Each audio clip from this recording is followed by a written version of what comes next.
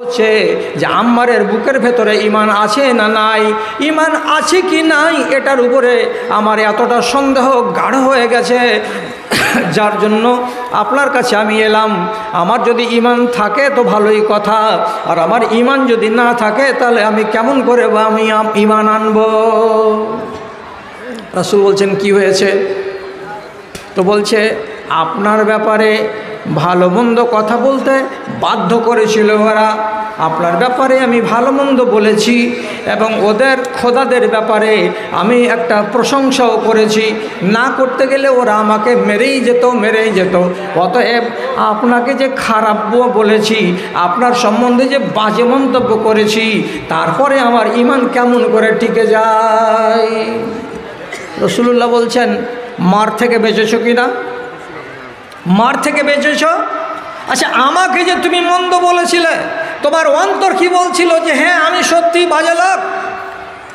তিনি বলছেন কাল্লা ওয়াল্লাহে, কসম আল্লাহর, আমার হৃদয়ের ভেতরে আপনার নামে জাররা বরাবর কুধারণা নেই। আপনাকে আমি নবী বলে মানি, আপনাকে আল্লাহর দূত বলে জানি, আপনাকে আখেরি পয়গম্বর আমি বিশ্বাস করি, আর এই বিশ্বাস আমার অন্তরের ভেতরে পাহাড়ের মতো মজবুত হয়ে আছে, কিন্তু ঠেলার নাম বাবাজি, জান বাঁচাবার জন্য আমি মুখে এই কথাটা বলেছি।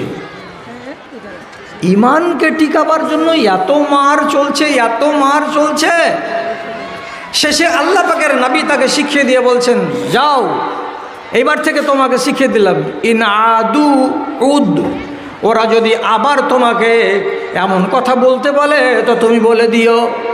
আবার যদি তারা বলে মুহাম্মদকে তুমি মন্দ বলো, তো মুহাম্মদকে মন্দ বলে দিবে। ওদের বুতের যদি প্রশংসা করতে হয় তো প্রশংসা করে দেবে, এতে তোমার ঈমান যাবে না। কেন যে কালবহু মুতমাইন্নুন বিল ঈমানে, তোমার অন্তরের ভেতরে আল্লাহ রাব্বুল আলামিন ঈমান মজবুত করে দিয়েছেন।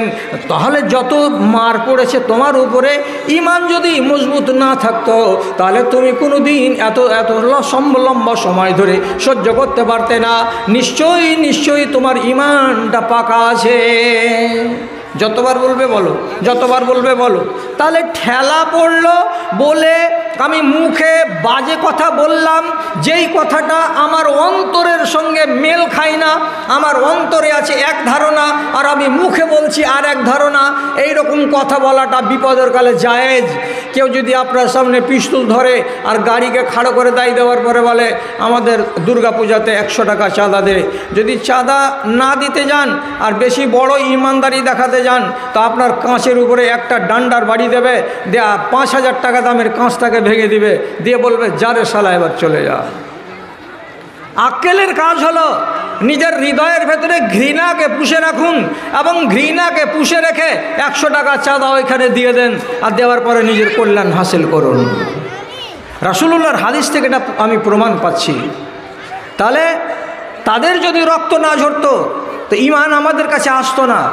আমাদের আসলাফ গায়ে রক্ত দিয়েছেন, ধন দিয়েছেন, দৌলত দিয়েছেন, তাহলে আমরা ঈমানকে পেয়েছি। সোহাইব রুমি একজন লোক মার খেয়েছে, অত্যাচারিত হয়েছে মক্কার মাটিতে। যেদিন 8 বছরের ছেলে তার বাড়ি থেকে একদল ডাকাত তাকে ছিনতাই করে নিয়ে চলে যায় রোম দেশে। আরবের ছেলে, ভাষা আরবি, দীর্ঘদিন যাবৎ রোম দেশে থাকার কারণে আরবি গেল ভুলে আর রোমের ভাষা শিখে নিল। নেয়ার পর সাবালক হয়ে বড় হয়ে মক্কার একজন লোক আব্দুল্লাহ বিন জাদআন তাকে মার্কেট থেকে কিনে নিয়ে চলে আসলো যে এটা আমার গোলামকে যখন নিয়ে এলো কিনে মক্কার মাটিতে, তখন আব্দুল্লাহ বিন জাদআন দেখলেন এই ছেলেটা বড় প্রতিভাধারী, এই ছেলেটা বড় জ্ঞানী, এর ভেতরে বিদ্যা বুদ্ধি ভালো আছে। কিছুদিন পরে তাকে আজাদ করে দিলেন আব্দুল্লাহ বিন জাদআন। এইবার এই লোকটা মক্কার মাটিতে ঈমান আনলো, আর ঈমান আনার পরে মার খেতে হলো। ব্যবসা বাণিজ্য করে কিছু টাকা পয়সা হয়েছিল, যখন দেখলো এদের নির্যাতন সহ্য করা যাবে না তখন তিনি হিজরত করে চলে যাচ্ছিলেন মক্কার বাইরে। তাকে দেখা মাত্রই কোরাইশের কিছু লোক রাস্তাকে আলগে দিয়ে বলছে, এই তুই তো ছিলি ঠেটা, এখানে এসে ধন করলি, তুই তো ছিলি গোলাম, এখানে এসে তো মাল উপার্জন করলি, আর আবার সবগুলো মালকে গচ্ছিত করে রেখে দিয়ে তুমি যাচ্ছ পালিয়ে মদিনা, ওইখানে ওই নবীর সাথে গিয়ে তার বাহুবলকে বৃদ্ধি করবে বলে তোমার মতো মানুষটাকে আমরা এক পা এগুতে দেব না। তেড়ে চলে আসছে, ধর একে, যেতে দিতে হবে না। মদিনা গেলেই মুহাম্মদ সাল্লাল্লাহু আলাইহি সাল্লামের বাহুবল বেড়ে যাবে, যেতে দিতে হবে না, আটকাও। যখন চলে আসছে 4 থেকে 5 জন লোক, তার পিঠের দিকে একটা চোঙার ভেতরে 12খানা তীর ছিল। একখানা তীরকে ধনুকে টানলো, লাগালো, লাগাবার পরে বলছে, এ মক্কার লোক, তোমরা সবাই জানো আমি কেমন তীর চালাতে জানি। আমাকে আল্লাহ রাব্বুল আলামিন এত তীর চালাতে সক্ষম এবং যোগ্যতা দিয়েছেন যে সাঁওতালের তীর ফেল হতে পারে, কিন্তু আমার তীর ফেল হবে না। এই যে 12খানা তীর আছে, আমি 12টা মানুষের জান নিব, তারপরে কোনো কথা আছে আমার জান যাবে যাবে। এগিয়ে এসো, এক পা যদি আগাও আমি তীর ছেড়ে দেব। আর তোমরা সবাই জানো সোহাইব রুমির তীর কেমন চলে। ডরে কম্পমান হয়ে দাঁড়িয়ে আছে, বলছে তীর চালিয়ে যদি না পারি তোমাকে ঢেল চালিয়ে মারবো, আরও লোকজন এসে ঘেরবো, আর ঘেরার পরে তোমাকে মক্কাতে আমরা আটকাবই। শেষে সোহাইব রুমি বলছে এই কথাটা, আচ্ছা তোমরা আমার রাস্তাটাকে ছেড়ে দেবে, কি করলে ছেড়ে দেবে? তোমরা আমার মালগুলোকে দেখছো তো, আমি যদি মালকে ছেড়ে দেই তাহলে তোমরা আমার রাস্তা আটকাবে কি? বলছে না, আটকাবো না। কোথায় আছে মাল? অমুকের বাড়িতে আছে, অমুকের জিম্মে দেওয়া আছে, অমুক জায়গাতে রাখা আছে। এ মালগুলোকে আমি তোমাদেরকে দিয়ে দিলাম আল্লাহর রাস্তায়, আমি খালি হাত চলে যাচ্ছি 12খানা তীর নিয়ে। আমার যদি আল্লাহ রাব্বুল আলামিন হাতে বল দেন, আমার মগজে যদি বুদ্ধি দেন, তাহলে আমি যেমন ব্যবসা করে মক্কার মাটিতে নিজেকে আমি কামিয়াব বানিয়েছিলাম, আবার মদিনার মাটিতে আমি নিজেকে কামিয়াব বানিয়ে নিতে পারবো। আমার এত মূল্যবান সম্পত্তি আমি তোমাদের কাছে চাইছি না, যাও তোমরা সব সম্পত্তি আমার নিয়ে নাও। সম্পত্তিকে দান করে দিয়ে ফেলে দিয়ে শুধু দিনকে তলাশ করার জন্য আর দিনের উপরে কায়েম থাকবেন বলে মক্কার জমিনকে ছেড়ে মদিনা চলে যাচ্ছেন। এরা দিনকে খুঁজে বেরিয়েছে, দিনকে খুঁজে বেরিয়েছে, কোথায় গেলে দিন বাঁচবে, কোথায় গেলে দিনটাকে টিকাতে পারবো, কোথায় গেলে দিনটাকে সম্পূর্ণরূপে আঁকড়ে ধরে থাকতে পারবো। এরা দিনের দিওয়ানা। আর এরা আমাদের বাপদাদা, ওদের আমরা আওলাদ, আমরা পড়ে পাওয়া দিন পেয়েছি, আমাদের মায়া মমতা দিনের প্রতি অত্যন্ত কম, খুব সহজে আমাদের ইমানকে লুটে নেওয়া যায়। বন্ধুরা, বেয়াদবি মাপ। সালমান ফার্সি এর বাড়ি কোথায়? তো ইরান দেশের খোরাসান শহরে। সালমান ফার্সি এটা হলো ইরানের লোক, এর বাবারা হলো অগ্নি পূজক, সবাই আগুনের পূজা করে। এরা বছরের পর বছর ধরে, এরা শৌ বছর ধরে এরা মুশরিক, এরা বেদিন, এদের বাপ, এদের দাদা, এদের গোষ্ঠী, এদের 14 বংশ সব মুশরিক, সব মুশরিক। একদিন সালমান রাদিয়াল্লাহু তাআলা আনহু 14 বছর বয়সের টাটকা তরুণ ছেলে, বাপ ওকে নিযুক্ত করেছিল, ওদের বাড়িতে ছিল একটা আগুনের আস্তানা, যেই আগুনটা 24 ঘন্টা জ্বলবে। কোনো 1 মিনিটের জন্য যদি নিভে যায় তাহলে ওর আকীদা হলো কি, আমার উপরে আমার খোদা নারাজ, আগুন নিভালো কেন? আগুনকে ওরা মাবুদ বলে মানত। সেই আগুনের পূজা করার জন্য এই যে সালমানের বাবা নাম্বার 1 আবেদ সব সময় একটা লোককে নিযুক্ত করে রাখত। এই ওদের ধারণা মূলে যে এটা পবিত্র কাজ, এই পবিত্র কাজে যে থাকবে তার পুণ্য হবে অনেক। বেটা 14 বছর বয়সের বেটাকে নিযুক্ত করে রেখেছে আগুন জোগানোর জন্য। যখন যখন লকড়ি লাগবে তখন তখন লকড়ি দেবে, যখন যখন আগুন নিভাতে যাবে তখন তখন তাদের কয়লা ডালবে, যাতে করে আগুন নিভে না যায়। একদিন সালমানকে ওর বাবা বলছে, বেটা আজ বিশেষ কারণে আমি আমার কামাত বাড়িতে যেতে পারবো না, এটা হলো পাটনা, আর এইখান থেকে ধরে নিন 10 কিলোমিটার দূরে, 7 কিলোমিটার দূরে শ্রীপুর স্ট্যান্ডের কাছে ওর কামাত বাড়ি আছে, ওখানে বাগান আছে, বসতি আছে, জমি আছে, জিরাত আছে।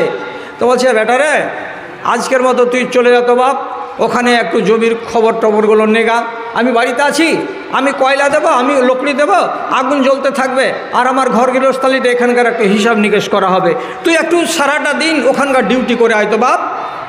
সলমান ফার্সি চলে গেলেন বাপের কথা অনুযায়ী এখান থেকে 10 কিলোমিটার দূরে তার বাপের বাগান বাড়িতে। ওখানে গিয়ে দেখছেন একটা ছোট্ট গির্জা, এই গির্জা ঘরের কাছে 7-8 জন লোক, এরা খ্রিস্টান, ওদের নিজের ধর্ম অনুযায়ী দাঁড়িয়ে দাঁড়িয়ে ইবাদত করছে, অর্থাৎ নমাজ পড়ছে। নমাজ যখন শেষ হলো তখন হযরত সলমান ফার্সি ওদেরকে ডেকে বলছেন, মাজ আনতুম তা'মালুনা, তোমরা এটা কি করছিলে ভাই? তো বলছে আমরা আল্লাহর ইবাদত করছিলাম। বলছে আল্লাহর ইবাদত করছিলে এরকম করে? বলে হ্যাঁ। তখন নিজে নিজে বলছে, দীনুকুম আহসানু মিন দীনে আবাই, আমার বাপের ধর্ম থেকে তোমাদের ধর্মটা বেশি পছন্দ লাগলো, আমায় বেশি ভালো লাগলো। তখন ভালো যে লাগলো, তো ভালো লাগলো তো তারপরের দিন বাপকে বলছে, আব্বা আজকেও আমি কামাত বাড়িতে যাব। যাও। 2 দিন গেল, 3 দিন গেল, আর লোকগুলোকে প্রত্যেক দিন নামাজ পড়তে দেখে, আর দেখার পরে আস্তে আস্তে ওকে ভালো লাগলো। তখন বলছে, আপনাদের ধর্ম সম্বন্ধে যদি আমি বেশি বেশি করে জানতে চাই আর ধর্মের আমি আবেদ হয়ে যাই, আলেম হয়ে যাই, তাহলে আমাকে কি করতে হবে? তখন ওইখানকার অল্প জ্ঞানী খ্রিস্টান কয়টা বলছে, সিরিয়া তোমাকে চলে যেতে হবে, ওইখানে আমাদের বড় পাদ্রী আছে, বড় মাওলানা আছে, ওর কাছে গেলে তোমাকে 1 গাদা ইলিম দেবে, ওখানে গিয়ে তুমি পণ্ডিত হতে পারবে। তোমার বাড়ি যাবে কবে? বলছে আমরা আগামী 13 তারিখে বাড়ি যাব। বাপকে এসে বলল, বাজান আমি বাড়িতে আছি, আছি করতে করতে 13 তারিখের দিন নওজোয়ান ছেলে বাড়ি থেকে আউট, বাড়িতে নাই তো নাই। ওই কাফেলার সঙ্গে পুরো 15 দিনের রাস্তা অতিক্রম করে সিরিয়া চলে গিয়ে এক পাদ্রীর কাছে গেল। 8 বছর থাকলো পাদ্রীর কাছে। কি শিখলো? ঈসা নবীর ধর্ম সম্বন্ধে কিছু নলেজ পেল। আর তারপরে যখন পাদ্রী মারা যাচ্ছে তখন তাকে একটা কথা বলে যাচ্ছে, দেখ আমি মরে যাওয়ার পরে তোর মতো ছেলে যদি কাউরি কাছে থেকে আরাম পায় আর আরও কিছু বেশি শিখার চেষ্টা করে, তো তাহলে তোমাকে চলে যেতে হবে সিরিয়া থেকে এদিকে, সিরিয়া থেকে নিচু দিকে চলে আসতে হবে। একটা শহরের নাম বললো যে এইখানে, নামটা মগজে নেই আমার এখন। লোকটা মরে যাওয়ার পরে সে চলে আসলো সিরিয়া এবং সৌদি আরবের মধ্যবর্তী জায়গায়, এখানে আর এক পাদ্রীর কাছে। পাদ্রীকে এসে বলছে, হুজুর 8 বছর ওই পাদ্রীর সেবা করলাম, আপনার কাছে এসেছি, আপনি আমাকে দিয়ে খিদমত নেন আর আপনার দিন সম্পর্কে জ্ঞান দেন। তবে আমার মনের কথা হলো এই, আমি এখন পর্যন্ত মনে হয় আসল দিন পাইনি। আসল দিন কোথায় পাওয়া যাবে আপনি বলুন তো? এই পাদ্রীর আল্লাহ ভালো করে দুনিয়াতে, ও কিন্তু সত্য কথা বলে দিল। কি সত্য কথা বলল? যে দেখো আমরা তাওরাত পড়েছি, পড়ে জানতে পেরেছি মক্কার মাটিতে খেজুরের বাগান বিশিষ্ট এলাকায় মদিনার মাটিতে একজন লোক আত্মপ্রকাশ করবে, তিনি হবেন শেষ নবী, তার কাছেই পাওয়া যাবে আসল দিনটা, এছাড়া কোনো মানুষের কাছে আসল দিন পাওয়া যাবে না। কবে আসবে? কবে আসবে? তো বলছে কবে আসবে? আমি যা পড়ে দেখেছি সময় হয়ে গেছে, চলে আসবে, তুমি অপেক্ষা করো। এইবার এই জায়গাটাতে ছিল, মদিনা থেকে কয়েকজন লোক গেল ব্যবসা করতে ওই এলাকায়, এরা ইহুদি। আর যেখানে ছিল সেখানেও ছিল এক ইহুদির এলাকায়। কথা প্রসঙ্গে এরা বলছে চলো আমাদের দেশ যাবা বলে যখন রাস্তাতে বের হলো, রাস্তাতে ধোকা দিয়ে ছেলেটাকে গোলাম বানিয়ে নিল। আর গোলাম বানিয়ে নেওয়ার পরে মাঝখানে 2 বছর তাকে গোলামি জিন্দেগি বাধ্য করলো রাখতে, রেখে শেষের বেলায় মদিনার ইহুদিদের কাছে বিক্রি করে দিল। যেই ইহুদিদের বাড়ি নবীজির মদিনা মসজিদ থেকে মাত্র 8 থেকে 9 কিলোমিটার দূরে, ওই গ্রামের ইহুদি কিনে নিয়ে তাকে চলে আসলো নিজের গ্রামে। আর রাসূলুল্লাহ মদিনা চলে এসেছেন।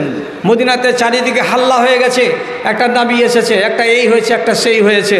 এই বলে যখন আওয়াজ শুরু হয়ে গেছে, তখন যেই মালিকের বাগানে কাজ করছিলেন সালমান ফার্সি, সেই বাগানে 2 ভাই, এক ভাই মদিনা থেকে খবর নিয়ে ভাইয়ের কাছে যা বলছে, বড় ভাই খবর শুনেছ? আমাদের আলেমেরা যে গল্প করত না যে একটা শেষ নবী আসবে এই দেশে, নবীটা কিন্তু চলে এসেছে। কোথায় দেখলি রে? তো বলছে তো এইখান থেকে খানিকটা দূরে কুবা নগরী, আর কুবা নগরী থেকে 4 কিলোমিটার দূরে একটা জায়গাতে ওরা মসজিদ করেছে, ওখানে নামাজ পড়ছে। একটা লোককে ওরা নবী বলে মানছে, ওর পিছন দিকে 2, 4, 500 জন লোক আছে। খেজুরের গাছে চড়ে চড়ে পাতা কাটছে, গাছ পরিষ্কার করছে, আর ছোট ভাই বড় ভাইকে গল্প শোনাচ্ছে। তখন গাছের উপর থেকে দেখি সালমান ফার্সি বলছে, এটা জায়গাটার নাম কি বললেন কাকা? তখন আসল মালিক বলছে, মারব গালে একটা চড়। কে তোকে ওগুলো শুনতে বলেছে? চুপচাপ কাজ কর, কেন ওগুলাতে কান লাগাতে যাচ্ছিস? মালিকের ভয়ে আর কিছু কথা জানতে পারলো না।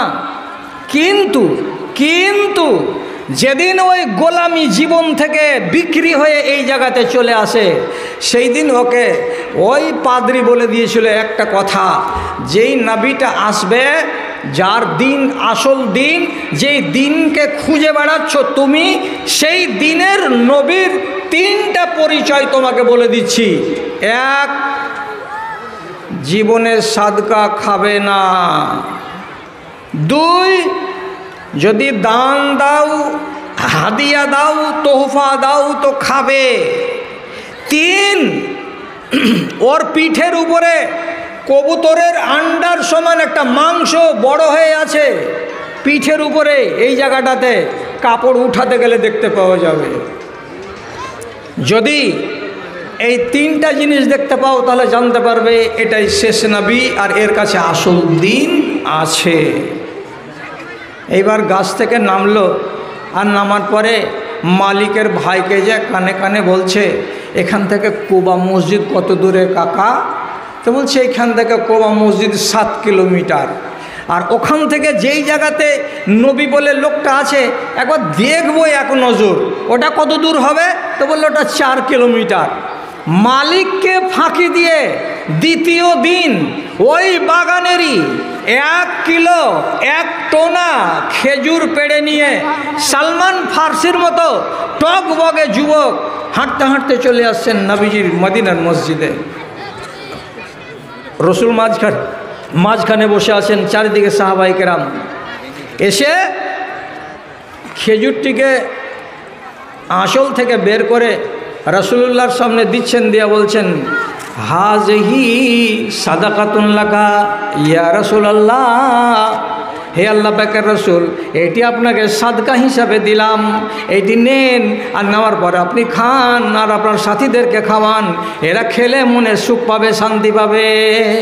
রাসূল করিম সাল্লাল্লাহু আলাইহি সাল্লাম যখন কানে শুনতে পেলাম এটা হলো সাদাকা, তখন তার চোখের সামনে খেজুর কয়টাকে আসহাবে সুফাতে গরিব যত সাহাবী ছিলেন সবটির উপরে তিনি 2টা 4টা করে ভাগ করে দিলেন। তাজা তাজা খেজুর, বড় বড় নামকরা মদিনার খেজুর। একটা খেজুর চিরে বিচিটাকে বের করে মুখে দিলেন না, অথচ খেজুরগুলো দেখতে গেলে মনটা লালিয়ে যায়। তখনই লোকটা বলছে, ওরে আল্লাহ, আমি যে 3টা গুণের কথা শুনেছিলাম, একটা গুণ আজকে পাওয়া গেল। লোকটাকে সাদকা বললাম, তার জন্য একটাও খেজুর মুখে দিল না, সবটি খেজুর সাথীদের ভেতরে বিতরণ করে দিল। কালকে আবার আসবো, দেখা যাক। তো কালকে আবার আসবো, তো আবার 1 টোনা নিয়ে আসবো। আবার একটু না আনলো পরের দিন। আর মদিনার খেজুরের নাম সারা দুনিয়াতে আছে। তাজা তাজা বড় বড় খেজুর নিয়ে এসেছে। আর নিয়ে আসার পরে রাসূলুল্লাহর কাছে এনে দিয়েই বলছে, হাযিহি হাদিয়াতুন লাকা ইয়া রাসূলুল্লাহ, হে আল্লাহ পাকের রাসূল, এই খেজুরটি আপনাকে দিলাম হাদিয়া, এটা আপনাকে তোহফা দিলাম, এটা আপনি খান এবং আপনার সাথীদেরকে খাওয়ান। রাসূল করিম সাল্লাল্লাহু আলাইহি সাল্লাম তার কথা শুনে মুচকি হেসে খেজুরগুলোকে দুটা চারটা সাথীদেরকে দিলেন এবং ওর ভেতর থেকে একটা খেজুরকে ফাড়লেন, বিচিটাকে বের করলেন, করার পরে বিসমিল্লাহ বলে মুখে দিলেন, চিবিয়ে খেলেন, দিয়ে বলেন, কার বাগানের খেজুর গো, এত সুন্দর তার টেস্ট লাগে। সলমান ফার্সি কি বলবে, ভাষা তো এখনো নাই, কেন যে এখনো তার দিলের ভেতরে ঈমান আসেনি, আর ঈমানি ভাষা সে জানে না।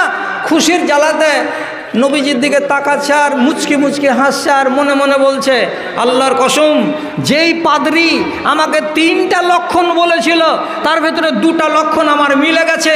রাসূলুল্লাহ সাদকা খান না, কালকে দেখে নিয়েছি। রাসূলুল্লাহ হাদিয়া কবুল করেন, আজকে দেখে নিলাম। আর একটা জিনিস দেখব, আর দেখার পরেই আমার বিশ্বাস সম্পূর্ণ হয়ে যাবে। এটার জন্য চান্স লাগাতে হবে, কেন যে এটা আছে পিঠে, গেঞ্জির তলায়, কাপড়ের তলায়। 2 দিন পরে এসেছে, সেদিন জানাজা উঠেছে একটা। তো জানাজার জন্য রাসূলুল্লাহ সাল্লাল্লাহু আলাইহি সাল্লাম বাকিতে আছেন, লোকেরা দাফন করাকরি করছে, রাসূল এক জায়গাতে দাঁড়িয়ে আছেন। আর একা টকটকি লাগা আছে, একবার আগে একবার পিছনে যাচ্ছে। রাসূল বলছেন, কে গো, ওই লোকটাই তুমি না যে কালকে এসেছিলে? বলছে, জি আল্লাহ রাসূল, ওই লোকটাই আমি। ওই লোকটাই তুমি যে পরশু দিন এসেছিলে? হ্যাঁ হ্যাঁ আল্লাহ পাকের রাসূল, আমি ওই লোকটাই, আমি পরশু এসেছিলাম। তো বলছে, তুমি যে আগে পিছে এরকম যে টুকি ভুলকি মারছো, উঁকি মেরে বেড়াচ্ছ, ব্যাপারটা কি? তো রসুল বুঝে নিয়েছে যে লোকটা কি দেখে বেড়াচ্ছে। তো একবার করে পিছন দিকে গিয়ে আল্লাহ রসুলের জামাতে, গেঞ্জিতে, চাদর এমনি করে হাত দিচ্ছে, আর দেওয়ার পরে হাতটাকে বাহানা করে নাড়ছে, নাড়ার পরে টেনে নিচ্ছে। বারে বারে হাত দিচ্ছে, সাহস করতে পারে না যে এটাকে উল্টাই। আল্লাহ রসুল মনে মনে বলছেন, তোমার মনে কি খোরাক চাইছে ওটা আমি বুঝতে পারছি। তখন রসুল করিম সাল্লাল্লাহু আলাইহি সাল্লাম চাদরটাকে এমনি করে সরালেন, আর যেমনি সরালেন দেখছে পিঠের উপরে একটা আন্ডা ছোট্ট মাংসপিণ্ড উভরে আছে। এটা হলো রাসূলুল্লাহর মুজিজা। উনি যেমনি দেখতে পেলেন, দেখার সাথে সাথে এমনি করে হাত লাগিয়ে আর হাতটাকে এরকম করে চুমু খেয়ে নিলেন। আর নেওয়ার পরে এইবার রাসূলুল্লাহকে বলছেন, আল্লাহ পাকের রাসূল, আমি আপনার সাথে থাকব, আমি আপনার দলে থাকব, আপনাকে আমি নবী বলে বিশ্বাস করি, আমি আপনাকে নবী বলে মানব। তার জন্য আমাকে কি করতে হবে?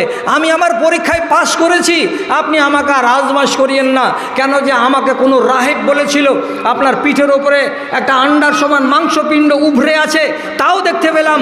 আপনি সাদকা খান না, তাও দেখতে পেলাম। আপনি হাদিয়া কবুল করেন, তাও দেখতে পেলাম। আপনি যে শেষ নবী, আর আপনার কাছে যে দিন পাওয়া যাবে, যেই দিনকে আমি খুঁজে বেড়াচ্ছি, এই দিন থেকে আপনি আমাকে দূরে করবেন না।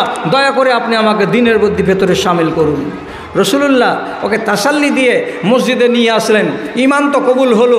তারপরে রসুল করিম সাল্লাল্লাহু আলাইহি সাল্লাম একটা হাদিস বললেন, যে হাদিসটাকে কিয়ামত পর্যন্ত যদি মুসলমানেরা আর কিয়ামত পর্যন্ত যদি আলেমে দ্বীনেরা একবার করে হাদিসটাকে পকেট থেকে বের করে আর রাসূলুল্লাহর হাদিসটাকে একবার করে চুমা খায়, তবুও মনে হয় হাদিসটার হক আদায় হবে না।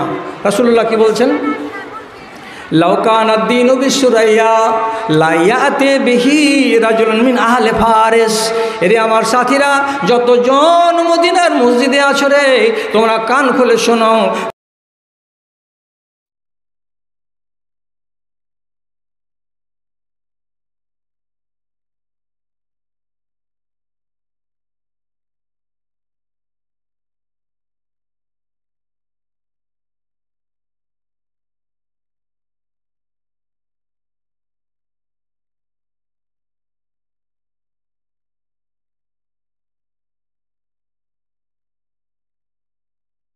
ইরান দেশের এই নওজোয়ান যদি সে দিনটাকে সুরাইয়া নক্ষত্র থেকে পেড়ে আনতে হতো, সেখান থেকে এসে পেড়ে নিয়ে আসতো, তাকে কোনো দিন আটকানো যেত না। বাহারে কামিয়াব ছেলে। এইবার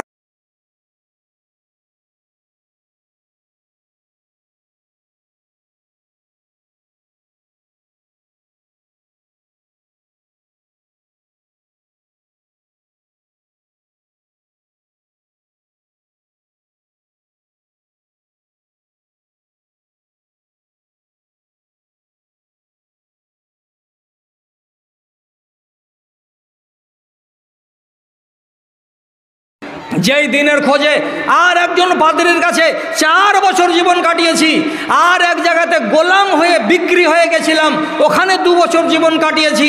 তারপরে ঘটনা চক্রে মদিনায় এসে আমি আসল দিনকে পেয়েছি। আমি তোমার বাড়ি চাকর হয়ে থাকবো না, আমাকে তুমি স্বাধীন করে দিতে কি কিনিবা বলো? ইহুদি বলছে 300টা খেজুরের চারা লাগবে, 300টা খেজুরের চারা লাগবে। মানে ওরা খেজুরের চাষ করা লোক, তো খেজুরের চারা লাগবে কটা? তো 300টা খেজুরের চারা লাগবে। আর তোমাকে 200 দিরহাম ক্যাশ টাকা গুঁড়ে দিতে হবে, তাহলে তোমাকে আমি আজাদ করবো, না হলে আজাদ করবো না। বিকেলবেলায় ফিরে এসে রাসূলুল্লাহকে বলছেন, আল্লাহ পাকের রসুল 300টা চারা নিবে খেজুরের, আর 200টা দিরহাম নিবে, তাহলে সে ছাড়বে, না হলে ছাড়বে না। রাসূলুল্লাহ মদিনার মসজিদে নামাজ পড়ার পরে সাহাবীদেরকে বলছেন, সাহাবীরা তোমাদের বাড়ির পিছনে যার যার চারা আছে, যারা যারা এই কলম করে রেখেছো, খেজুরের চারা বানিয়ে বানিয়ে রেখেছো, কেউ যদি 10টা পারো তো 10টা আনো, কেউ যদি 20টা পারো তো 20টা আনো, যে জটা করে পারবে এখানে এনে হাজির করে দাও। কেন? যে সালমান ফার্সির মালিক 300টা খেজুরের চারা না হতে গেলে ছেলেটাকে আজাদ করবে না। যেমনি রাসূলুল্লাহ কথা বললেন, সঙ্গে সঙ্গে চারিদিক থেকে মদিনার এই গলি আর ওই গলি আর ওই বাগান আর ওই বাগান থেকে 300টা খেজুরের চারা চলে এলো। সবকটা গিয়ে রাসূলুল্লাহ লোকজনকে দিয়ে ইহুদের বাড়ি পৌঁছে দিলেন। 200 দিরহাম তাকে দিয়ে দেওয়া হলো। তারপরে ইহুদি বললে, যা তোকে খালাস করে দিলাম, যা। সালমান ফার্সি বড় কষ্ট করে দিন পেয়েছেন, সেই দিনকে টিকিয়েছেন। আরও অনেক ঘটনাচক্র তার ঘাড়ের উপর দিয়ে, তার মাথার উপর দিয়ে বয়ে গেছে।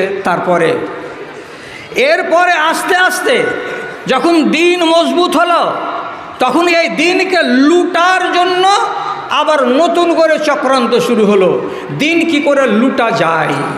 তো দিনকে লুটা তো সহজ। কি করে লুটে নেওয়া যাবে? মানুষকে যদি টাকার লোভ দেওয়া যায়, দিন লুটে নেওয়া যাবে। মানুষকে যদি পদের লোভ দেওয়া যায়, তো দিনকে লুটে নেওয়া যাবে। এই জন্য চারিদিকে যত শত্রু ছিল সব সময় টার্গেট করে রেখেছে যে এদের কাছ থেকে দিনকে ছিনতাই কেমন করে করা যায়। এরা কি সহজ মানুষ?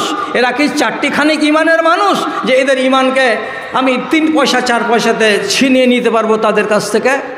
কথা শুনুন, কথা শুনুন, অনেক কাজ দিবে। কথা শুনুন, কোরআন এবং হাদিস ভিত্তিক আলোচনা আপনার সামনে আনছি। কাব বিন মালিক বলে এক সাহাবী তাবুকের যুদ্ধে যেতে পারেননি। 81 জন লোক রাসূলুল্লাহ তাবুকের যুদ্ধ থেকে ফিরে এসে 81 জন লোককে ডেকে মসজিদে বললেন, কেন যাওনি বলো? তুই বলছে আল্লাহর কসম আমার এই হয়েছিল, ও বলছে আল্লাহর কসম এই হয়েছিল, এ বলছে আল্লাহর কসম এই হয়েছিল। এই করতে করতে করতে করতে 78 জন লোক বাহানা করে ছাড়া নিয়ে নিল, আর 3 জন লোক পাওয়া গেল মাত্র। এরা 3 জন লোক সত্য কথার উপরে অটল থেকে গেল। দিয়ে বলছে, রসুল কোনো ওজর নাই, কোনো আপত্তি নাই, বিনা কারণে বাড়িতে থেকে গেছি, যা বলবেন বলেন। 3 জন লোক, তাদেরকে আল্লাহ পাকের রসুল বাইকাট করে দিলেন। বাইকাট কি বললেন? মদিনার যত লোক আছো, এই 3 জন লোকের সাথে তোমরা কেউ কথা বলবে না, লেনদেন করবে না, এদের সাথে তোমরা উঠা বসা কেউ করবে না। এরাকে বয়কট করে দেওয়া হলো। 3 জন লোক। তো তার ভেতরে একটা লোকের নাম কি বলছি? কাব বিন মালিক। 40 দিন যখন বয়কটের জীবন কেটে গেল। আপনি বয়কট বুঝেন? গায়ে কোনোদিন আপনাকে বয়কট করেছিল কেউ? ওকে এক ঘোড়া করে দেওয়া, তার মানে কি টিউবওয়েলে পানি আনতে আসবে তো কেউ সালা করবে না, সালাম দিবে তো কেউ সালামের জবাব দিবে না। ও যদি বলে যে ভাই তুমি হাট যাবে না, উত্তর দিবে না। তোমাকে যদি এসে বলে 1.5 কেজি চাল দাও, তো বলছে না এখানে পাওয়া যাবে না। ওর সঙ্গে কোনো কথা নাই, কোনো লেন নাই, কোনো দেন নাই, কোনো চালা শব্দ নাই, একদম সব ছিন্ন। একাই দিন কাটাও। 40 দিন যেদিন পুরা হয়ে গেল, তখন রাসূলুল্লাহ আর একটা ফরমান জারি করে বলছেন, এই 3 জন লোক, তোমরা 3 জন লোক তোমাদের নিজের বাড়িওয়ালে 3টাকে বাপের বাড়ি রেখে এসো। প্রত্যেকের বিবি আছে, বাড়িওয়ালি আছে। রাতের বেলায় ফুসুর ফুসুর করছো, দিন কেটে যাচ্ছে। দিনের বেলায় ফুসুর ফুসুর করছো, দিন কেটে যাচ্ছে, রাত কেটে যাচ্ছে। তোমাদেরকে এখন জীবনে কষ্ট ভালো হয়ে লাগেনি, বিবিকে বাড়ি থেকে হাঁকাও। আর যেমনি বিবিকে বাড়ি থেকে হাঁকাও বলা, কাব বিন মালিক নিজের স্ত্রীকে যা কাঁদতে কাঁদতে বলছে, তুমি আজকে বেলা 10টার সময় বাপের বাড়ি চলে যাও, কেন যে আল্লাহ পাকের রসুল বলেছেন বিবিকে রাখা চলবে না, বয়কট হবে হাই কোয়ালিটির, এত টাইট বয়কট যে তুমি আবার পাশে ছিলে, এখন আর তুমিও থাকতে পারবে না। বিবি চলে গেল, হয়ে গেলেন একাই, শুধু দিন আর রাত কান্না করা আর নমাজ পড়া, বাড়িতে আর মসজিদে, বাড়িতে আর মসজিদে। যখনই নমাজ পড়তে যান মদিনার মসজিদে, রাসূলুল্লাহ এখানে বসে আছেন, জেনে শুনে রাসূলুল্লাহর 3 হাত 4 হাত ডানে অথবা বামে নমাজে দাঁড়াচ্ছেন। তো উনি বলছেন, আমি টেয়ার চোখে, এমনি বাঁকা চোখে আমি রসুলকে দেখছি যে আল্লাহ রসুল কী করছেন। তখন দেখছি যে রসুল আমার দিকে এমনি করে দেখছেন, আর আমি যখন সালাম ফিরে দিচ্ছি তখন রসুলুল্লাহ আর এদিক ওদিক দেখেন না, মুখটাকে নিচু করে থাকছেন। আমি মনে মনে বলছি, কত বড় আসামি আমি গো, আল্লাহ পাকের রসুল আমার সাথে কথাও বলছেন না আর আমার দিকে তাকাচ্ছেনও না। নমাজে দাঁড়াচ্ছি তখন তিনি সবই করছেন, আর নমাজ থেকে আমি সালাম ফিরে দিচ্ছি তখন উনি এদিক ওদিক আর দেখছেন না। আমি নিশ্চয়ই পাপী। কত খাকসারি নিজের মনের ভেতরে এলো। শেষ পর্যন্ত একদিন মদিনার মার্কেটে গেছে, মার্কেট ঘুরতে 10টা লোকের সাথে দেখা হবে, কথা বলবো, একটু মনটা হালকা হবে। এমন সময় একটা দোকানের বারান্দাতে বসেছিলেন কাব বিন মালিক।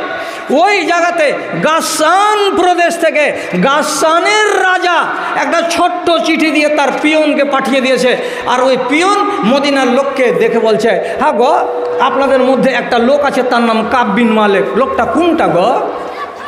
বলছে, ওই যে বারান্দায় বসে আছে, ওই লোকটার নাম কাব বিন মালিক।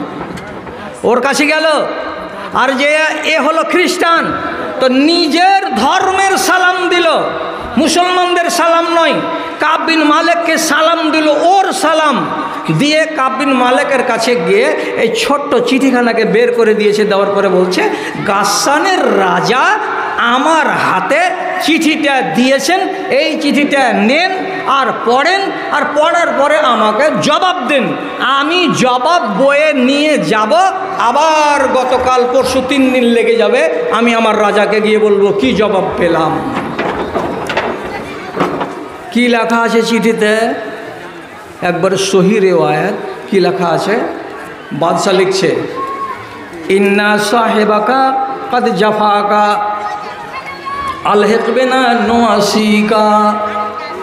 এ কাব, শুনেছি তোমাদের নেতা তোমার সাথে অবিচার করেছে, অন্যায় করেছে, তোমাকে বয়কট করেছে, আর তোমার মতো ইজ্জতওয়ালা সাহাবীকে বেইজ্জত করে দিয়েছে। আমি গাসসানের রাজা বলছি, তুমি তোমার তলপি তলপা নিয়ে এখানে চলে আসো গাসসানের মাটিতে, আমার রাজ দরবারে তুমি যদি আসো, তো তোমার মতো এই নেক লোকটাকে আমি একটা বিশাল বড় পদ দেব, বিশাল বড় একটা মিনিস্টারি দেব, তুমি আমার কাছে থাকবে। আমার রাজ্যটা হলো খ্রিস্টানের রাজ্য, আমি হলাম খ্রিস্টানদের রাজা, আর তুমি আমার অধীনে কাজ করবে, একটা খ্রিস্টানের মিনিস্টার হয়ে, খ্রিস্টানের একটা মন্ত্রী হয়ে তুমি আমার দরবারে থাকবে। তোমার শান হবে আলাদা, তোমার মর্যাদা হবে আলাদা, তোমার সম্মান হবে আলাদা। চলে এসো, চলে এসো, আমি বুক পেতে তোমাকে কবুল করে নিব, ওখানে আর তুমি থাকিও না। কি দিবে? চলে গেলে মিনিস্টার হওয়াটা লাভের না লোকসানের? পশ্চিমবাংলার লোক বলেন তো একবার, মিনিস্টার হওয়াটা লাভ না লোকসান? অজকচি দেখতে পেয়েছি না? লাভের না লোকসানের? অত জ্ঞান কেন দিব আপনাকে?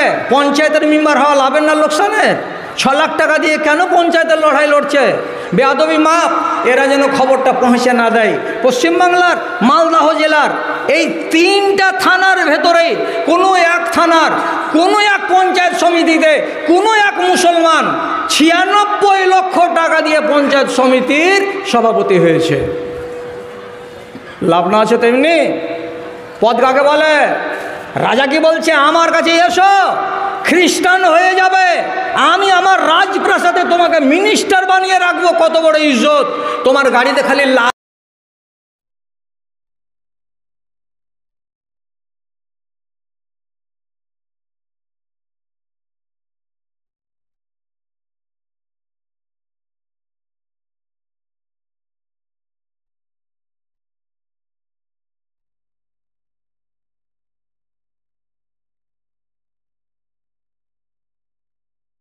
আবার চিঠিটাকে বলছে, চিঠিটা পড়ছে কি, ইন্না সাহেবাকা কাদ জাফাকা আলহিক বিনা নওয়াসিকা।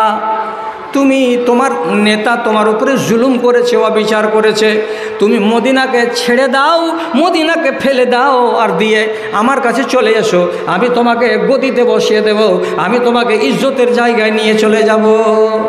কথাটা যখন পড়লেন, নির্জনে বসে বসে, বাড়িতে বিবি নাই, ছেলে পিলে আর কেউ নাই, একাই একাই চোখের পানি ঝরালেন মন ভরে।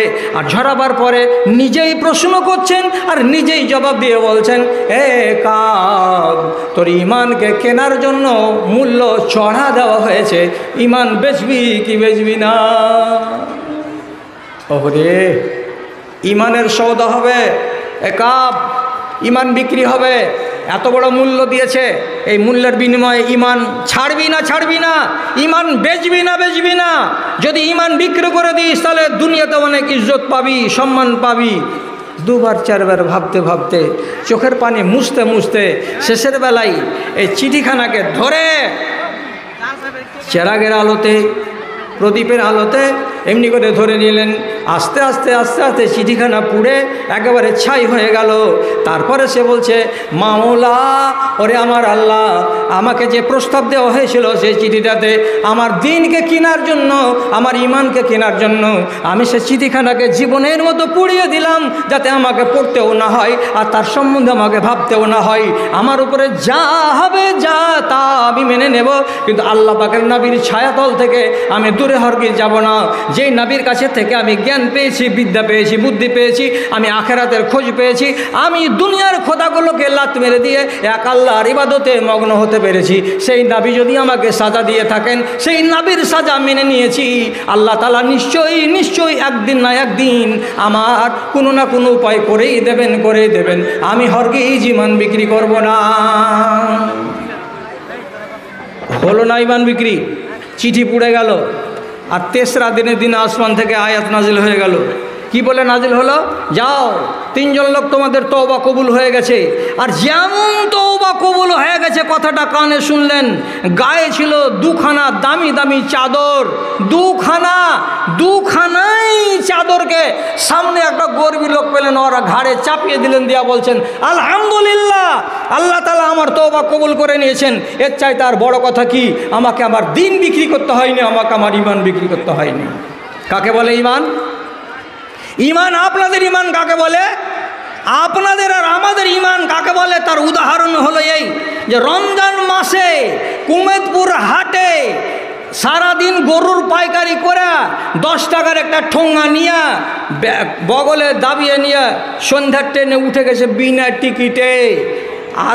15 মিনিট পরে যখন গাড়িটা হরিশ্চন্দ্রপুর পার হয়েছে, তখন টিটি এসে বলছে, টিকিটখানা দেখাও। টিকিটটা একটু পরে বলবো, যে ওয়াজ করছি, যে এই বাটনাতে আছি। আচ্ছা বলছি, একটু পরে কথা বলছি। ইন্না লিল্লাহি ওয়া ইন্না ইলাইহি রাজিউন, ইন্না লিল্লাহি ওয়া ইন্না ইলাইহি রাজিউন। তো টিটি ওকে বলছে, টিকিট দেখাও। তো বলছে, টিটি বাবু, দৌড়াতে দৌড়াতে এসে ট্রেন ধরেছি, টিকিট কাটতে পাইনি। আধ ঘন্টা আগে থেকে বসে আছে প্ল্যাটফর্মে, 20 টাকা দিয়ে টিকিটটা কাটবে না। তখন বলছি যে, টিটি বাবু, টিকিট কাটার টাইম পাইনি, দৌড়াতে দৌড়াতে এসেছি। তখন টিটি ধমক দেবো যে, ধর, তোমাদের চরিত্রটা এসে গেছে বিনা টিকিটে সফর করা। চট করে মুড়ির ঠোঙা বাহির করে দিয়ে বলছে, রোজা মুখে কহছি। টিটি তখন হা করে তাকিয়ে বলছে, রে সুবহানাল্লাহ, এটা ইমানদারের বেটা, ইমানদার। এর কথা যদি না মানবো তো কার কথা মানবো? ঠিকই তো রোজা মুখে আছে, মুড়িতে মুখ লাগাই না। দাও, টাকাটা দাও, ভাড়াটা দাও। তখন 10 টাকা দিতে হবে 20 টাকা। টিটি বলছে, 20 টাকা দেন রে বাবা। তখন এই টাকাটাকে মুড়িয়া হাতে রেখে দিয়ে বলছে, এটা রাখেন, কিছু আপনারও হোক, কিছু আমারও হোক। আত্মীয় আপনার হলো, আত্মীয় আমারও হলো। আপনার ইমান কচুর পথে। ইমান কাকে বলে? বাংলাদেশের একজন লোক একটা মাইক্রোফোন হাতে করে একটা বুড়া বাবজি রাস্তা দিয়ে চলে যাচ্ছে, ওর কাছে যা বলছে, চাচা আসসালামু আলাইকুম। তো বুড়া থুরথুরে বুড়া বলছে, ওয়ালাইকুম সালাম। 1000 টাকার একটা নোট বাড়িয়ে দিয়ে বলছেন, এই নোটটা আপনার, আমি দাবি রাখছি না, আপনাকে দিয়ে দিব বিনা পয়সাতে, আপনি নিয়ে নেন। কিন্তু একটা কাজ। কি কাজ? 100 মিলিগ্রামের একটা পেপসি আছে, পানীয় পান করতে হবে। তো বলছে এই পেপসিটা নেন, ঠিপিটা খুলেন, আর খোলার পরে আমার সামনে এটাকে গট গট গট গট করে পান করে নেন। 1000 টাকার নোটটা নিয়ে নেন, আপনি চলে যান, আমার কোনো দাবি নাই। বুড়া বলছে তোর 14 গোষ্ঠী আসতে গেলেও এই পেপসি খাবো না আমি, রোজাতে আছি রমজান মাস, তুই 1000 টাকা দিয়ে আমার ইমান কিনতে এসেছিস, তোর মতন চামারগুলো 50,000 টাকা দিতে গেলেও আমি রোজা ছাড়বো না, কেন যেটা আল্লাহর বিধান, আর আল্লাহর বিধানের উপরে কায়েম আছি বলে এত বয়স আমার হয়ে গেল, আর তুই আমার ইমান লুটতে এসেছিস। ইমান কাকে বলে? এক কাজী সাহেবের দরবারে ঝগড়া লেগে গেছে মিয়া আর বিবিতে, তালাক হতে বসেছে। তো তালাক হওয়ার কালে স্ত্রী বলছে যে আমার যে মোহরটা হয়েছিল 5,000 টাকাটা দিয়ে দাও। তখন সৌহার বলছে, স্বামী বলছে 5,000 কেন হবে, 4,000 তো মোহর হয়েছিল, 5,000 বলছে কেন? কাজী সাহেব বলছে এই তোমার স্ত্রী বলছে 5,000, তুমি বলছো 4,000, তো কথাটা কার আমি মানব? সাক্ষীটা কি আছে? তো বলছে হ্যাঁ সাক্ষী আছে। তো সাক্ষীকে ডাকো। সাক্ষীকে ডেকে আনা হলো। যেদিন বিয়ে হয় সেই দিন এই মহিলা ছিল কম বয়সী, নাবালিকা, ওর মুখটা খোলা ছিল। সাক্ষী দেখেছিল যে এইটা এই লোকটার বউ। এবার 5 বছর পরে যে তালাক হচ্ছে, তো সাক্ষীকে বলা হচ্ছে এই বলো তো মুজিবুর রহমান, আমার বিয়েতে তুমি তো সাক্ষী ছিলা, তো আমার মোহর কতটি হয়েছিল? 4,000 হয়েছিল না 5,000 হয়েছিল? তখন বলছে তোমার বিয়ে হয়েছিল কতদিন আগে গো? এই এতদিন আগে। ও তুমি অনেক দিন আগেকার কথা, 6-7 বছর হয়ে গেল। এটা তোমার বিবি কি তোমার বিবি নয়? এরকে নিয়ে ঝগড়া, আর এর বিয়েতে আমি ছিলাম কি ছিলাম না, এটা আমি কেমন করে সাক্ষী দেব? তোমার স্ত্রী যদি হয় তো তোমার স্ত্রীকে বলো মুখের কাপড়টাকে খুলবে, আমি ওকে চিনব, চিনার পরে আমি বক্তব্য দিব যে হ্যাঁ 4,000 হয়েছিল না 5,000 হয়েছিল। কাজী সাহেব বলছে বাবারে তোমার চেহারাটা দেখাও। কাকে? সাক্ষীকে। তোমাকে দেখবে, চিনবে, তারপরে ও রায় দিবে যে হ্যাঁ এইটার বিয়েতে আমি সাক্ষী ছিলাম কি ছিলাম না। মায়া লোকটা নিজের নোজ পিসটাকে নাড়াচাড়া করছে, সাইজ করছে, মানে এমনি করে চাড়বে। এমন সময়তে পুরুষ দৌড়ে গিয়ে, এখনও তো তালাক হয়নি, দৌড়ে গিয়ে স্ত্রীর এমনি করে নোজ পিসটাকে চেপে ধরে নিয়ে বলছে খবরদার, মুখ খুলতে হবে না, মুখ খুলবা না তুমি। মুখ খুলে তুমি তোমার নিজের সম্মানকে নষ্ট করবা, তুমি তোমার পর্দাকে নষ্ট করবা, তুমি একটা সাক্ষীর জন্য এই আল্লাহ তাআলার আইনকে উল্লঙ্ঘন করবা, তুমি গুনাহগার হয়ে যাবা। অতএব আমি বলছি তোমাকে মুখ খুলতে হবে না। তুমি দাবি করছো 5,000, তো হ্যাঁ আমি 5,000ই দিয়ে দিলাম, মুখ খোলা চলবে না, তোমার মুখ রাখো, মুখকে ঢেকে রাখো। আর যেমন 5,000 স্বীকার করে নেওয়া। বিবি তখন বলছে কাজী সাহেবকে আল্লাহর কসম আমার স্বামীর 4,000ই মোহর ছিল। কত দুজনই সত্যবাদী। একে বলা হয় কাকে? একে বলা হয় কি দিন। আমি উদাহরণ দিতে গিয়ে বললাম আপনারা খোঁজ নেবেন তলে তলে, আমাকে নাম নিতে বাধ্য করবেন না। নাম নিলে হতে পারে যে সেই লোকটার মানহানি করা হবে। আমাদের এই 3-4টা অঞ্চলের ভেতরে একজন আলেমে দিন ছিলেন। আলেমে দিন বলতে জাঁদরেল আলেমে দিন ছিলেন মাওলানা সালাফি সাহেব, মাওলানা মুসলিম রহমানি সাহেব, মাওলানা আব্দুল সত্তার রহমানি সাহেব। এদের সাথে এক জায়গাতে বসে সলা পরামর্শ, মিটিং, লেখালেখি, ফতোয়া ফারাইজ করতেন।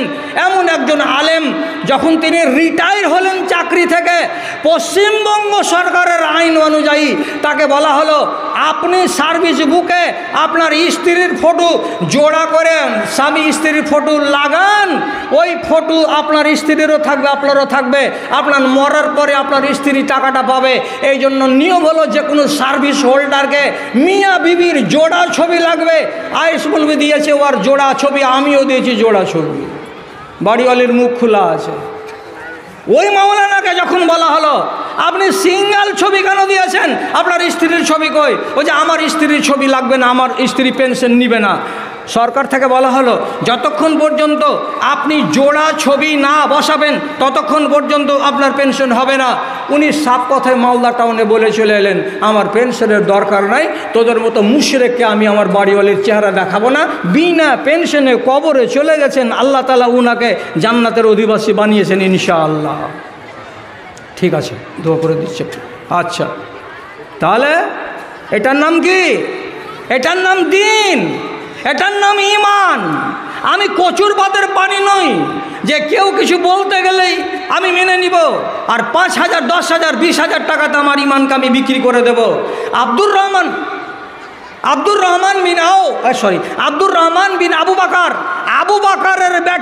আবু বকরের বেটা একদিন মদিনার মসজিদে আসেন। মারওয়ান একজন নেতা জুমার মসজিদে খুতবা দিতে গিয়ে মুয়াবিয়ার বেটা ইয়াজিদের প্রশংসা করছে। আপনারা এগুলো ঝামেলা বুঝতে হয়তো পারবেন না। মুয়াবিয়া রাদিয়াল্লাহু তাআলা আনহু একটা সাহাবী, আর তিনি নিজের বেটাকে উত্তরসূরি অর্থাৎ রাজার ছেলে রাজা হবে এটা ঘোষণা করে দিয়েছিলেন। তো মুয়াবিয়ার বেটা ইয়াজিদ সে হবে রাজা, এই জন্য ফিল্ড তৈরি করা হচ্ছিল। তো মদিনার মসজিদে ভাষণ দিচ্ছে কে? তো মারওয়ান। কি বলে ভাষণ দিচ্ছে? ইয়াজিদ বড্ড ভালো ছেলে, ইয়াজিদ বড় নেককার ছেলে, বড় বুদ্ধিমান ছেলে। মুয়াবিয়া রাদিয়াল্লাহু তাআলা আনহুর পরে ইয়াজিদকে যদি রাজা বানানো হয় দেশের মঙ্গল হবে, দেশের কল্যাণ হবে, কোনো মাত্র কিঞ্চিত পরিমাণে অকল্যাণ হবে না। এইরকম করে করে করে করে ইয়াজিদের সুনাম করছে। অথচ সংক্ষেপে জেনে রাখেন, বেশি কথা নয়, ইয়াজিদ এত সুনামের পাত্র নয়, এত সুনামের পাত্র নয়, এমন ছেলে নয়। যখন এইরকম ছেলের প্রশংসা চলছিল তো কাঁচা মসজিদ, চাটাইয়ের তলে ছিল বালু, এক মুঠ বালু নিয়ে এসে মারওয়ানের মুখে এরকম করে দিল চালিয়ে বালু। খুতবা দিতে দিতে মুলবি সাহেবের মুখে বালু ছিটে পড়লো, জামাতে লাগলো, পকেটে ঢুকলো। তারপরে খানিক বাদ দেখছে এটা কে ছিটালো? তো এটা ছিটালো আব্দুর রহমান, আবু বকরের বেটা আব্দুর রহমান। রাগ সামলাতে না পেরে শেষ পর্যন্ত ওকে ধমকি দিল, আর ধমকি দিয়ে মারতে চাইল। তখন হযরত আব্দুর রহমান জান বাঁচাতে পালিয়ে নিজের ফুফুর বাড়ি আয়েশার বাড়িতে গিয়ে লুকিয়ে গেল। আর কাউরি সাহস নাই যে নবীর স্ত্রী উম্মুল মুমিনিনের বাড়িতে গিয়ে কেউ ধাওয়া দিতে পারে, হামলা করতে পারে। হযরত আয়েশা বললেন, চুপচাপ বস এখানে, কোন মায়ের লাল আমার বাড়িতে আসছে আমি তাকে দেখে নিচ্ছি। কেউ সাহস করে হযরত আয়েশার বাড়িতে ঢুকতে পারল না। এইবার খবর চলে গেল সিরিয়াতে। কার কাছে? তো মুয়াবিয়ার কাছে। কি বলে? যে মদিনার লোকেদেরকে ভাঙিয়ে দিচ্ছে। কে? তো আব্দুর রহমান। ইয়াজিদকে খলিফা মানবে না মুয়াবিয়ার এই মদিনার লোকেরা। এর জন্য আমি যত ফিল্ড প্রশস্ত করছি, আব্দুর রহমান তার ভাষণ দিয়ে মানুষকে গুমরাহ করে দিচ্ছে, মানুষকে বিপথে পরিচালিত করছে। তখন হযরত মুয়াবিয়া করলেন কি? সিরিয়া থেকে 1,20,000 চাঁদির টাকা, যাকে বলে দিরহাম, 1,20,000 চাঁদির টাকা দিয়ে পাঠালেন। আর দিয়ে বললেন আব্দুর রহমানকে দিয়ে দাওগা, ওর বাড়িতে কোনো যদি অভাব থাকে, অসুবিধা থাকে, তাহলে এটা নিয়ে এসে তার অভাব দূর করবে। আমি হলাম খলিফাতুল মুসলিমিন, আমার ভান্ডারে বাইতুল মালে কোটি কোটি দিনার, কোটি কোটি টাকা আছে, আমি যাকে উপযুক্ত মনে করব তাকে দিতে পারবো। আমার ইচ্ছা হলো আব্দুর রহমান, এটা আবু বকরের বেটা, একজন সম্মানী সাহাবী, তাকে যদি আমি দিই এটা দোষের হবে না। এই বলে ছল চতুরি করে 1,20,000 চাঁদির টাকা দিয়ে পাঠালো আব্দুর রহমান বিন আবু বকরের নামে। বাড়ি এসে যখন পৌঁছিল তখন আব্দুর রহমান এই পিয়নকে ডেকে বলছে, লা আবিও দীনি বেদুনিয়ায়া, আমি আমার দিনকে দুনিয়ার বদলে বিক্রি করব না। দুনিয়া কিনবো টাকা দিয়ে আর দিনটাকে আমি নষ্ট করে দেব, এ টাকার বিনিময়ে তা হবে না। তার মানে কি? তোমরা চেয়েছো কি রাজার পরে রাজা, আবার সে ছেলেটা যোগ্য নয়, ছেলেটা ভালো নয়, এমন ছেলেকে আমি খালিফা বলে মেনে নেব? তাহলে একটা ফাসেককে, একটা ফাজেরকে যদি আমি খলিফা বলে মানি। আল্লাহ তাআলা আমাকে জিজ্ঞেস করবেন তোমার দিন কি এটা বলছিল যে সারাটা দেশের মালিক কে হবে, তা একটা ফাসেক হবে, তোমার মতো ইমানদার কেন এটা কথা মানতে গেল? এই জন্য তোমাকে চুপ করাবে বলে 1,20,000 টাকা দেওয়া হয়েছে, এটা নাও নিয়ে তুমি চুপ করে যাও। আব্দুর রহমান বলছেন আমি টাকা নিব না, আমার দিন বিক্রি করব না, আমি টাকা নিব না, আমি আমার ইমানকে বিক্রি করব না। টাকা নিয়ে যাও, টাকা নিয়ে যাও। কাকে বলে দিন? কাকে বলে? দিনকে নষ্ট করা খুব সহজ। আজকের জামানায় মুসলমান নর নারীরা কথায় কথায় পদে পদে পায়ে পায়ে নিজেদের ইমানকে নষ্ট করে যাচ্ছি আমরা 1000 বার বলার পরেও, 1000 বার আপনাকে শেখানোর পরেও কিন্তু তারা নিজেদের ইমানকে নষ্ট করতে চায়নি। ইমান নষ্ট হয় কিসে? যতক্ষণ পর্যন্ত আপনি আল্লাহ এবং আল্লাহ রসুলের কথাকে সব দিকে না মেনে নেবেন ততক্ষণ পর্যন্ত আপনি মুমিন হতে পারবেন না। আল্লাহ কোরআনে বলছেন মুসলমান হয়ে থাকবে, মুসলমান হয়ে বাঁচবে, আর আল্লাহ রসুলের সবটি কথাকে যেদিন আপনি পাই পাই করে মেনে নেবেন সেই দিন আপনাকে মুমিন বলা যাবে। আর মুমিন হয়ে মরলে ডাইরেক্ট জান্নাতি, মুহসিন হয়ে মরলে ডাইরেক্ট জান্নাতি। আর মুসলমান হয়ে যদি মরেন তাহলে 100% গ্যারেন্টি নাই আপনি মরেই জান্নাতি, বরং ফাঁড়া আছে, মরার পরে আগে আপনাকে লাল ঘরে যেতে হবে, তারপরে আসবেন জান্নাতে। ইমান পাকা নাই, শতকরা 98 জন লোকের ইমান পাকা নাই। কি করে ইমান পাকা নাই? একটা শুধু কথা বলবো, বলে ওয়াজ শেষ করে দেব। তা কি? জমিন কার? 3-4টা লোক বলেন যেখানে বসে আছেন, এই জমিনটা কার? বাটনা মাদ্রাসার। এই জমিটা কার? বাটনা মাদ্রাসার না, বাটনা মাদ্রাসার আগে কার ছিল? কোনো এক বাটনার লোকের ছিল। তো যদি বাটনা মাদ্রাসার আজ হলো তো তার আগে কেউ ছিল, যেগুলো RS রেকর্ডে আপনার দাদার নামে বিজরা ভিটাতে